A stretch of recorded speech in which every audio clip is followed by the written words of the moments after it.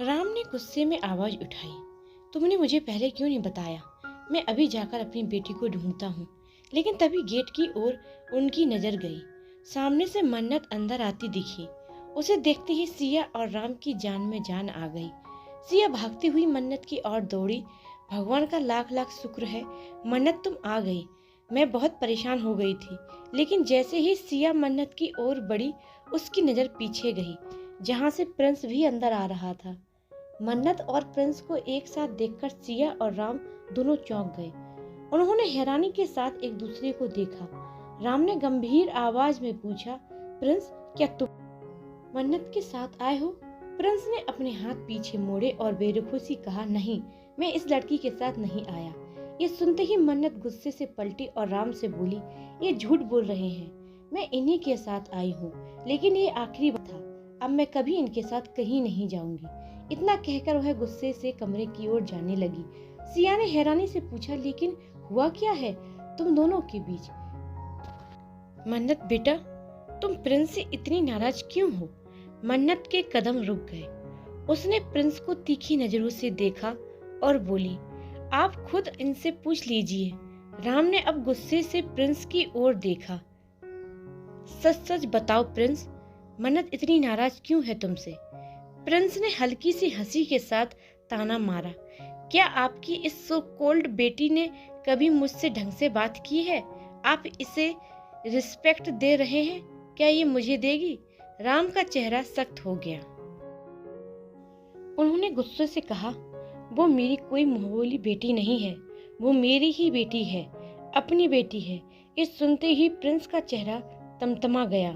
उसने सीधा राम की आंखों में देखते हुए कहा, आपको शर्म नहीं आती? ये बात कब तक दुनिया से छिपाओगे? कब तक और छिपाओगे? राम का चेहरा फीका पड़ गया। वो नजरें चुराकर बोला, तुम बकवास कर रहे हो, तुम्हें कोई गलतफहमी हुई है। और रही बात तुम दोनों की, तो अपनी लड़ाई जल्दी सुलझा लो, क्योंकि मैं प्रेस कॉन्फ्रेंस करने वाला हूँ और उसमें मैं अपनी प्रॉपर्टी आधी आधी तुम दोनों के नाम करने जा रहा हूँ, ताकि आगे जाकर कोई विवाद ना हो। मन्नत यह सुनकर हैरान रह गई। प्रिंस की आंखों में कोई बदलाव नहीं आया, वो बस राम को घूरता रहा। मन्नत फौरन बोली, डैडी, ये आप क्या कह रहे हैं? आपने बिना मुझसे पूछे ये फैसला क्यों ले लिया? मैंने कब कहा कि मुझे आपकी जायदाद चाहिए? राम कुछ कहने ही वाले थे कि प्रिंस बीच में बोल पड़ा, एग्जैक्टली डैडी, किसने कहा आपसे कि आप अपनी मेहनत की कमाई इसे दे दें? अब मन्नत की नजरों भी आग उगल रही थी। उसने प्रिंस को घूरते हुए देखा। तभी सिया चिल्ला पड़ी, बस करो तुम दोनों, अब और नहीं। जो फैसला राम ने लिया है वो बिल्कुल सही है। तुम दोनों की रोज रोज की लड़ाइयों से तंग आ रहे हैं हम। सोचो, अगर हम दोनों कल को ना रहे तो क्या यूं ही एक दूसरे को नोचते रहोगे? ये सुनते ही मन्नत सिया से लिपट गई। प्लीज मम्मा, आज के बाद कभी ऐसी बात मत करना। अगर आप या डैडी में से किसी को भी कुछ हुआ तो मैं जीते जी ही मर जाऊंगी।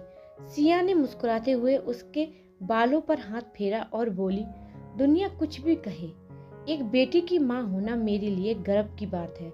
मेरा बेटा तो मेरी फिक्र तक नहीं करता, लेकिन जैसे ही मैं कुछ कहती हूँ, मेरी बेटी सबसे पहले दुखी हो जाती है। मन्नत के चेहरे पर हल्की सी मुस्कान आ गई। उसने तिरछी नजर से प्रिंस को देखते हुए दांत दिखाते हुए उसे चिढ़ाया। ये देख प्रिंस गुस्से से दांत पीसते हुए बोला, मॉम, आपको नहीं लगता कि आप इसके सामने इसकी कुछ ज्यादा ही तारीफ कर रही हैं? सिया ने तुनकते हुए जवाब दिया, क्यों नहीं करूं? ये तारीफ के काबिल है, इसलिए कर रही हूँ। तुमने ऐसा क्या किया है जिससे मैं तुम्हारी तारीफ करूं? प्रिंस ने गहरी सांस ली और बोला, कोई बात नहीं, बहुत जल्द मैं इसे आपसे दूर कर दूंगा, फिर देखता हूँ आप किसकी तारीफ करती हैं। ये सुनते ही मन्नत अचानक से शांत हो गई। सिया के चेहरे पर भी उलझन साफ नजर आने लगी, लेकिन राम का चेहरा पसीने से भीगने लगा। फिर प्रिंस वहां से जाते हुए रुककर राम की तरफ पलटा और बोला, डैडी, मेरा मानना है कि आप जो सच आप छुपा रहे हैं वो खुद सामने लाने में ही भलाई है।